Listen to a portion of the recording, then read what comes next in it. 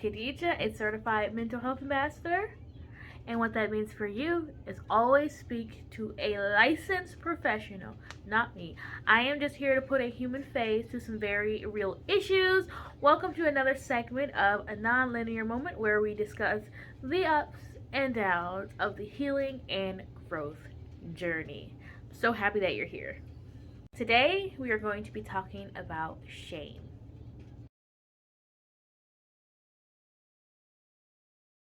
Shame, shame, shame. I don't wanna go to Mexico no more. What in the Trump presidency era song is this? I actually do want to go to Mexico. I would love to go to Mexico.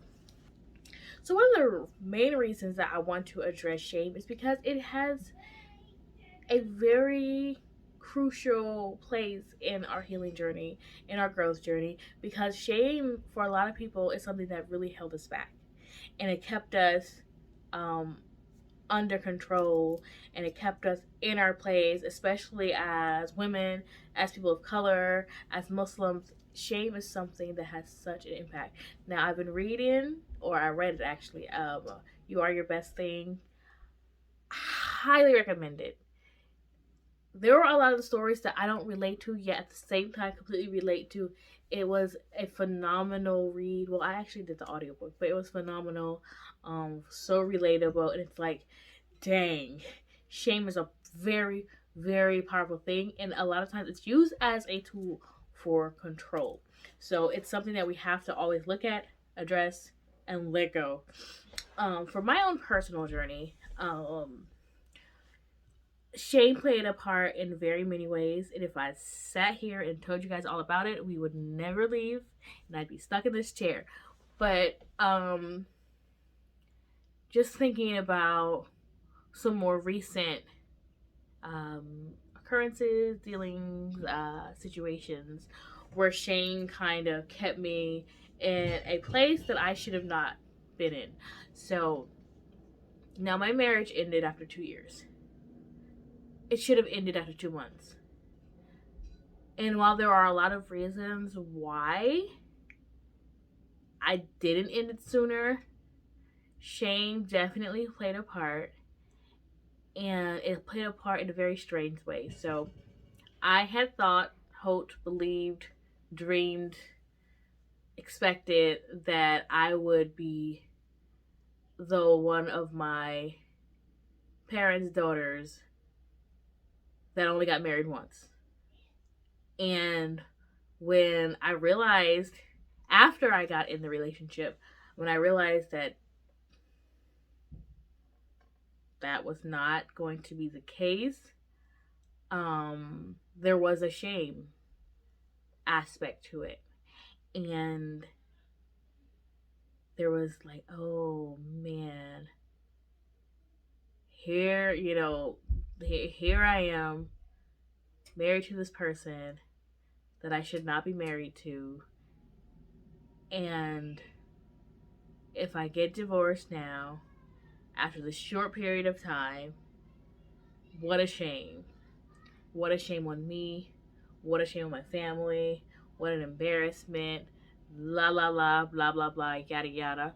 All that stuff that really shouldn't have even been, it shouldn't have been a thing. It shouldn't have been something that kept me in a situation that I really shouldn't have been in. And this is not about, regret or anything like that. I addressed that on the last episode where, it's not about regret or anything like that. Allah subhanahu wa ta'ala, God, is the best of planners. And let's go ahead and pause right here. So as you can see, I am Muslim, and everything that I speak of, all my stories, all of my experiences, they're going to be from a very Muslim perspective, a very personal perspective. And you don't have to be Muslim to watch this, to enjoy this, to learn from this. Listen, you don't have to rock like I roll, but respect my rhythm. I respect yours. We can have a party, okay? So I just need to get that out of the way. So yes, as a Muslim, I believe Allah, God, is the best of planners. So I don't regret anything. I don't regret that I got married. I don't regret that I stayed in it longer than I should have. But back to like the shame aspect of it. Shame kept me in it longer than it should have. And it kept me in it. I had my son, so alhamdulillah, all praise to God. But yeah. Yeah, that is what it is. And what it was. So like for you guys out there who are grappling with the shame and letting it control you in a way that's, well, I mean, control is probably always negative, but if it's controlling you in a way that is very negative, it is hindering your growth, then I'm going to need you to first talk to a licensed professional and really address it. Really see it for what it is. And you gotta let it go. You gotta let it go. The way that shame or this, some of it's not even real shame. It's some of it is very self-imposed shame. Like even for me creating these videos and the videos I did previously, a couple years ago, like there just putting myself out there to be examined, to be put up to scrutiny, to have people have access to it, people who know me, who know my family and stuff. There were aspects of shame to it where I'm like, I was hesitant because I don't want to embarrass my mama, I don't want to embarrass my daddy, I don't want to embarrass anybody. But I gotta let that stuff go because at the end of the day, I am my own person. My experiences are my experiences. My life is my life. And while I'm not going to be out there wilding out and acting crazy, no, shame is not going to be the thing that controls me and my boundaries and what I do and what I don't do. Not shame. I have boundaries, and shame is not the controller of those boundaries. So I want everybody to be able to understand shame. It's not your friend. It really isn't. Shame is not your friend. Repeat it with me. Shame is not my friend. Shame is not my protector. Your boundaries, whatever they are, should not be controlled by shame. If you have boundaries, let them be based on your own moral compass. Let it be based on your life path, your faith path, your religion. Don't let it be shame, baby. Do not let it be shame. Because what that feeling of disgust and embarrassment and all those things that are in your gut that you feel because of shame is not healthy, and it doesn't elevate you. It's not going to bring you to any better place in your life. So you gotta let it go. You gotta let it go. And that is a process that I'm working on because I now have the shame of staying in a relationship longer than I should have.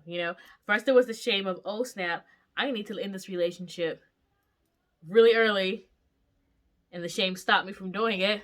And now it's the shame of, dang, I stayed longer. Isn't it a trip? Isn't it like, it's so toxic? Shame it's a terrible, terrible thing. So y'all listen. Well, listen to a licensed professional. I'm gonna keep saying that. Listen to a licensed professional. But and I'm gonna tell y'all to listen to me right here in this moment. The shame has to go. The shame has to go because I've seen too many people just be controlled by it. Because I know that a lot of us have heard things like, maybe not in our own personal lives, but people near us, around us, where shame is like, it is such a powerful tool of control.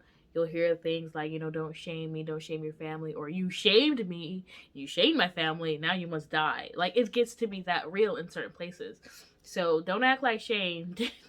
Shame is powerful, and it's very real, and it's something we have to handle. In some certain situations, it's something that we have to handle very delicately, because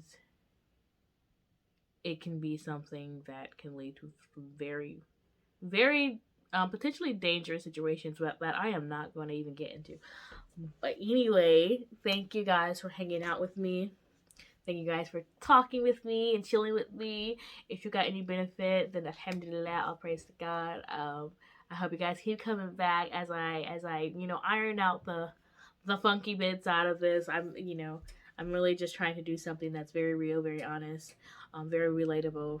So I hope you guys enjoyed, and I wish you guys all the best on your healing journey. Yeah, and if you liked it, if you like it, please press like and share it with your friends. And I'm going to keep on trying to get these videos out to you guys every Friday, inshallah, God willing. And I will see you then. Assalamu alaikum. Bye.